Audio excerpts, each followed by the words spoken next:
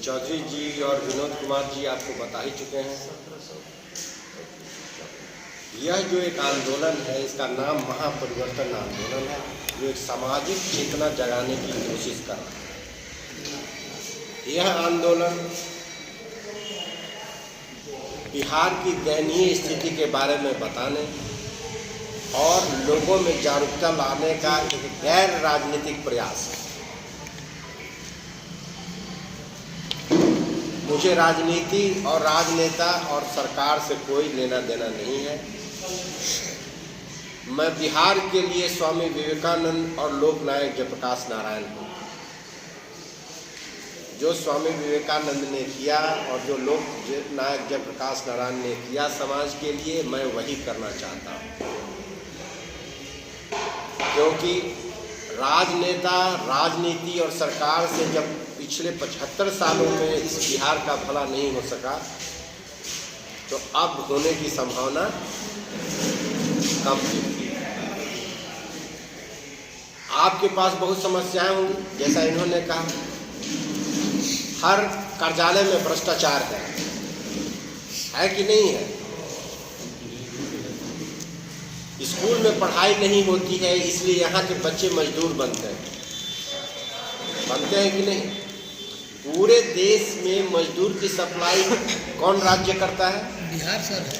बिहार करता है। सबसे ज़्यादा गंदगी किस प्रदेश में है? गाँव में और शहरों में। भूखमरी, बेकारी, बेरोजगारी सबसे ज़्यादा कहाँ है? बिहार प्रदेश में है। बिहार। कुछ तो ऐसा कारण है जिसके कारण ऐसा हो रहा है। तो जैसा चौधरी जी ने कहा, हम चाहते हैं कि यहाँ की समस्याओं को और यहाँ की बेकारी और बेरोजगारी को दूर करने का कम से कम प्रयास तो किया जाए। होगा कि नहीं होगा, ये तो भगवान श्री कृष्ण ने कहा है कि ये आपके हाथ में नहीं है। आपका काम है प्रयास करना, तो हम लोग अब प्रयास करेंगे। संझौली के सभी समस्याओं को, बाधाओं को, दुखों को दूर करने का हमने बीड़ा उठाया। संझौली ही नहीं, पूरे रोहतास और पूरे बिहार का। लेकिन अभी मैं 6 जिलों में समस्याओं का निवारण कैसे किया जाए, इसका बीड़ा मैंने उठाया है, जिसमें सभी नक्सल प्रभावित क्षेत्र हैं। औरंगाबाद, जहानाबाद, गया, अरवल, आरा, रोहतास। कैसे होगा ये? आपके दुखों को दूर करने के लिए कोई भी अवतार आने वाला नहीं है। सरकार तो कर नहीं रही है। हमने बहुत सारी सरकारें देखी, बहुत सारे राजनेता देखे, बहुत सारे राजनीतिक दल देखे, जिन्होंने कहा कि आप केवल हमको वोट दीजिए, बाकी सब हम यहाँ बदल देंगे। बदल गया? नहीं बदला। तो हम कैसे करेंगे? जनता को स्वयं आगे आकर अपने दुखों का निवारण करना होगा, उसका नेतृत्व हम करें। वो कैसे? हम लोग पहले प्रखंड में 10 अच्छे लोगों को चुनेंगे जिनमें दम है। भेड़ और बकरी से कोई बदलाव नहीं आता। जंगल का राज कौन चलाता है? शेर। कितना होता है? अकेले होते हैं। हजारों की संख्या में भेड़ और बकरी होते हैं, लेकिन वो जंगल का कुछ कर नहीं सकते। जंगल का कानून कौन बनाएगा? जो शेर होगा। तो हमें इस संझौली में पहले 10 ऐसे लोगों को चुनना है जिनमें शेर की क्षमता है और जो संझौली में कुछ बदलाव ला सकते। मान लीजिए कि ये शेर करने में असफल रहे किसी कारण से, तो इन समाज की समस्याओं को वो जिला स्तर पर भेज देंगे, जहां हम एक दूसरा जिला शिष्टमंडल बना रहे हैं, जो जिला में बैठे हुए शेर रहेंगे। शेर के लिए जरूरी नहीं है कि वो करोड़पति हो। शेर के लिए जरूरी नहीं है कि वो PhD किया हो। शेर तो अनपढ़ गंवार आदमी भी हो सकता है। शेर का गुण होता है।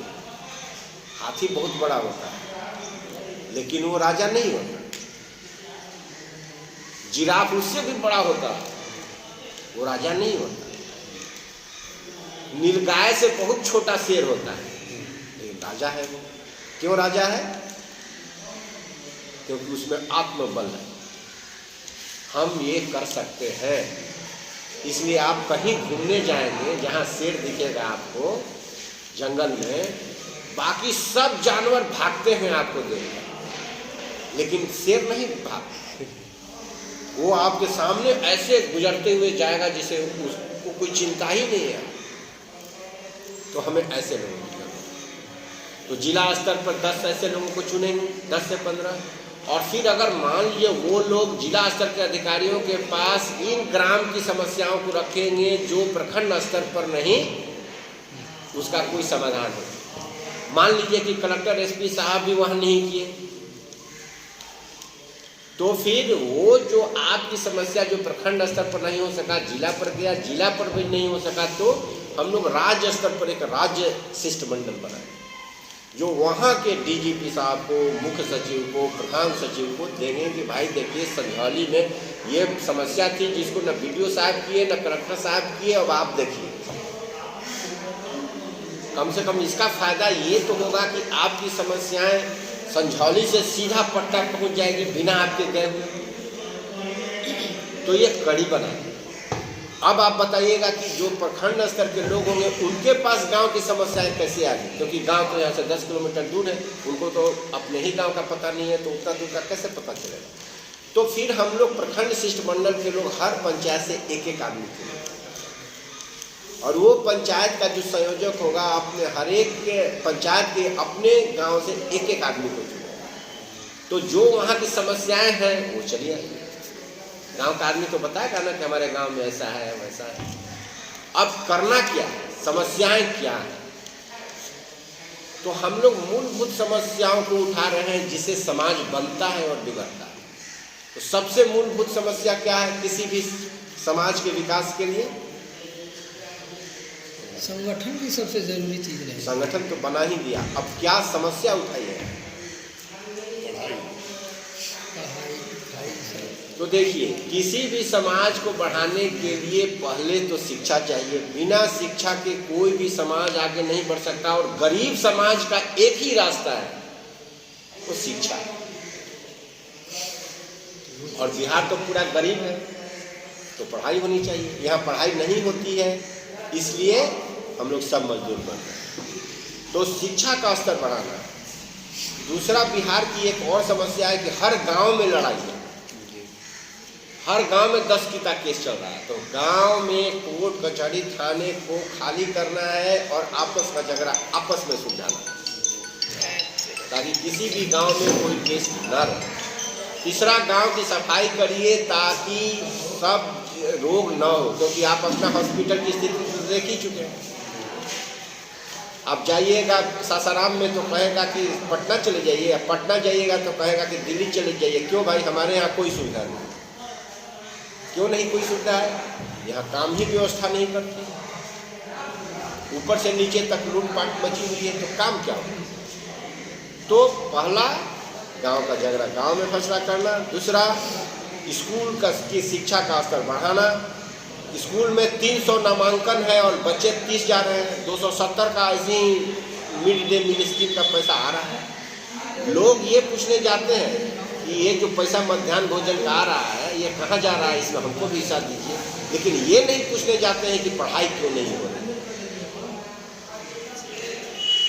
गांव में सब जगह सफाई कर्मचारी है, सरकार पैसा देती है। हर वार्ड में 1 या 2 लोग हैं, लेकिन गांव इतना गंदा है क्योंकि वो जो आदमी है खाली पैसा लेने के लिए बैठा है, वो काम कुछ नहीं करता। क्यों नहीं करता है? कोई बोलता नहीं है उसको। जब आप कहेंगे क्यों नहीं बोलते हैं, हमरा तो झगड़ा हो जाए, हमरा से दुश्मनी हो जाए, हम कहे जाते हैं। अरे शिक्षक को क्यों नहीं जाके बोलते हैं पढ़ाई नहीं होती है? अरे हमरा से उन बगले गांव के बा ओकरा से झगड़ा हो जाए, दुश्मनी हो जाए। अरे वो तो और आपसे दुश्मनी कर रहा है, आपके बच्चे को बर्बाद कर रहा है, आपके परिवार के भविष्य को बर्बाद कर रहा है। आपसे तो दुश्मनी किए हुए हैं, अब क्या दुश्मनी होगी? वो आप कायर हैं कि जाके नहीं बोलते हैं कि हमारे बच्चे का भविष्य क्यों बर्बाद है, हमारा गांव इतना गंदा क्यों रखे हुए हैं। और चौथा, भ्रष्टाचार। अभी कह दिए सब पैसा मांग रहा है, कोई एक शब्द नहीं बोलता। पेपर वाले जाके पूछेंगे भाई बताइए तो कौन पैसा लिए है, जरा आप बताइए ना, अपना नाम दीजिए, उसका नाम दीजिए जो पैसा मांगा है। इधर मुँह करके इधर भागेंगे, हम नहीं देंगे, हम नहीं देंगे, हमको ये। क्यों? कायर बुजदिल, और रोते भी हैं, हमसे पैसा मांग रहा है। जब कहा जाता है कायर बुजदिल की तरफ भागते हैं। और पांचवा, लोग कहता है कि बिहार में जातिवाद है जातिवाद बिहार में? जातिवाद तो सर नेता लोग न करा देते हैं, जातिवाद थोड़े है, नेता जो है ना आगे वाला वो कराते हैं। उतना ना जातिवाद अभी है, जातिवाद जातिवाद है। देखिए, अगर जातिवाद बिहार में है तो सब जाति के लोग करीब करीब मंत्री हैं, कुछ लोग मुख्यमंत्री बने, बड़े बड़े नेता हैं, बड़े व्यापारी हैं, बड़े अधिकारी हैं। सब लोग कम से कम अपनी जाति का विकास कर लेते तो कम से कम यादव और कुर्मी को तो हो जाना चाहिए था धनी, उनको तो मजदूर नहीं होना चाहिए था ना, छोड़िए दूसरे। सही बात। कुर्मी और यादव जो 15-15 साल और 20 साल से मुख्यमंत्री हैं ना, उनको तो हो जाना चाहिए था करोड़पति, लाखपति, हजारेपति। तो वो क्यों मजदूरी करने जा रहे हैं भाई? क्यों जा रहे हैं? क्योंकि जो सरकार है, वो जो नेता है, वो अपनी जाति को केवल वोट लेने के लिए उनका उपयोग करते हैं, उनके विकास के लिए कोई काम नहीं करते हैं। इसीलिए बिहार में जातिवाद केवल चुनाव के समय आता है, बाकी समय में जातिवाद नहीं आता। आपने देखा है कि कोई आपकी जाति का कोई अधिकारी है और आपके गए उसके पास, वो बिना घूस के काम कर दिया? बताइए, करता है? तो कहाँ है जातिवाद? पैसा तो जरूरी है ना। कहाँ है जातिवाद? बताइए हमको, जातिवाद कहाँ है? जातिवाद मूर्खों के दिमाग में है, क्योंकि आप मूर्ख हैं, इसीलिए आपका नेता आपको मूर्ख बना रहा है। और इसीलिए चुनाव के समय में केवल जातिवाद आता है, बाकी समय में सब लोग जातिवाद भूल जाते हैं, क्योंकि उसको जाति से कोई मतलब ही नहीं है। और अगर जाति से मतलब रहता तो विकास। आपने कहीं देखा है कि संझौली में कोई भी जो आपकी जाति के नेता हैं एक हॉस्टल बना दिए कि हमारी जाति के लोग फ्री यहाँ पढ़ेंगे, उनके खाने पीने की व्यवस्था हम करेंगे? या कोई, कहाँ है जाति? हमको बताइए कहाँ है जातिवाद? और आपका मुंह बंद हो जाता है। तो ऐसा इसलिए है कि आप बेवकूफ हैं भाई, आप भारी मूर्ख हैं, इसीलिए जाति के नाम पर अपने जाति के नेताओं को आगे बढ़ाते हैं, और उसमें जाति के नेताओं को नहीं आगे बढ़ाते हैं, जाति के जो महा माफिया हैं, गुंडा हैं, अपराधी हैं, उनको वोट देते हैं। कम से कम जाति के अच्छे को वोट देते थे तब भी क्षम्य था। तो आपकी जो दुर्दशा है उसका दोषी कौन है? आप। यही बताने के लिए हम आए हैं। और हमें अभी 10 आदमी चाहिए संतौली से, जिसमें शेर का गुण हो, जो यहाँ की समस्याओं को कम से कम महीना में मुझे 1 दिन केवल दे, बाकी दिन की जरूरत नहीं, काम ही नहीं है कुछ।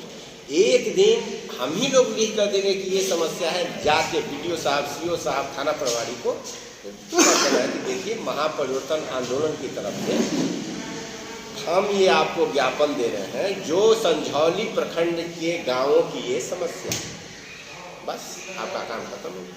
और 1 महीना के बाद सर हम फिर पूछने आएंगे कि इसमें क्या विकास हुआ, और अगर नहीं होगा तो हम यहाँ एक प्रेस कॉन्फ्रेंस करें, उसमें बोलेंगे कि हमने ये कहा था, ये यहाँ नहीं हुआ है, और उस प्रेस की कतरन को लेकर भेज देंगे हम जिला शिष्टमंडल। तो जिला शिष्टमंडल वाले जाकर कहेंगे कि भाई देखिए संझौली के इस गांव में ये समस्या थी, BDO साहब नहीं किए, CO साहब नहीं किए, क्यों नहीं किए, अब आप ही बताइए, आप ही करवाइए। और नहीं अगर करवाइएगा तो फिर हम जिला में देंगे, एक प्रेस कॉन्फ्रेंस करेंगे कि इसकी समस्या को कलेक्टर साहब भी कुछ नहीं कर रहे, और तब इसको हम भेज देंगे राज्य स्तर पर। अगर यहाँ भ्रष्टाचार हो रहा है तो भाई पहले कलेक्टर साहब को करेंगे, और कलेक्टर साहब नहीं करेंगे तो हम वहाँ विजिलेंस DG साहब को दे देंगे कि भाई ये तो महाभ्रष्ट है, ये सबसे मिला हुआ है, ये तो किसी की सुन ही नहीं रहा है, तो आप ही कुछ करिए। तो सर जी नीचे से लेकर ऊपर तक तो भ्रष्टाचार भरा हुआ है, इसके पास जाइए। हम बता रहे हैं ना कि किसी अब तब कम से कम अगर भ्रष्टाचार है तो सीओ साहब को नीचे से ऊपर तक देना पड़ेगा, तब न रुकेगा। नहीं तो जो ऊपर वाला है वो कहेगा कि अरे ये अपने ले रहा है, इसको जल्दी पकड़वा के जेल भिजवाओ। क्या बात ठीक कह रहे हैं।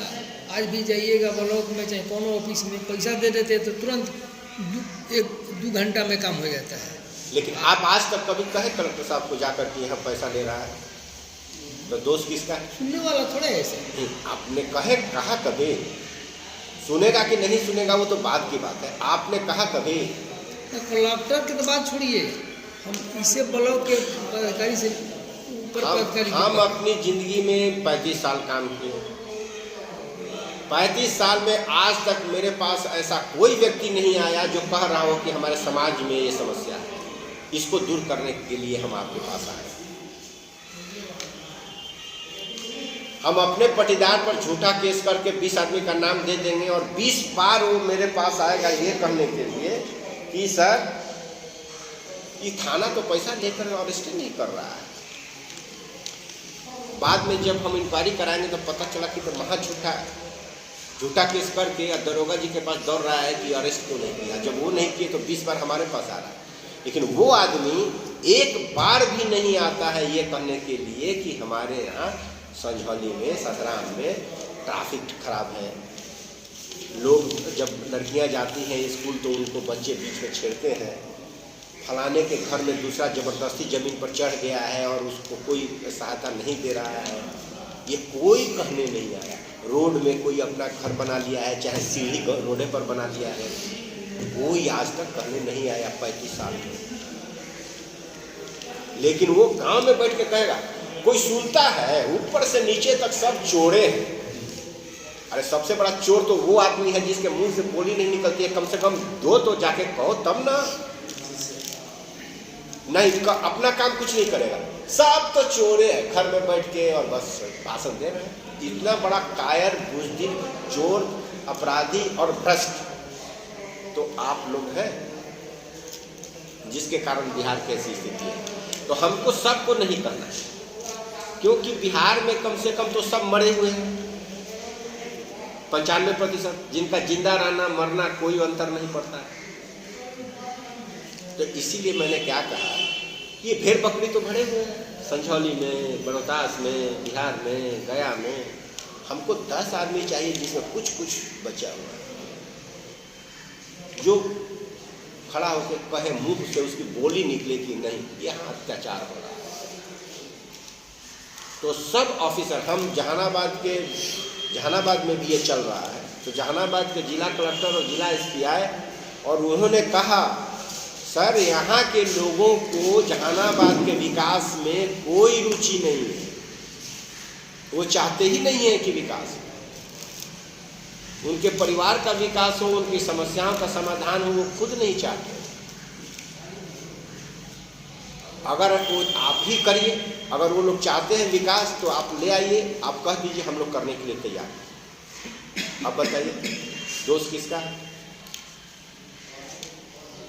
मैंने कहा ना कि अपनी जिंदगी में मैंने कभी नहीं देखा कि कोई समाज की समस्या को लेकर मेरे पास आया।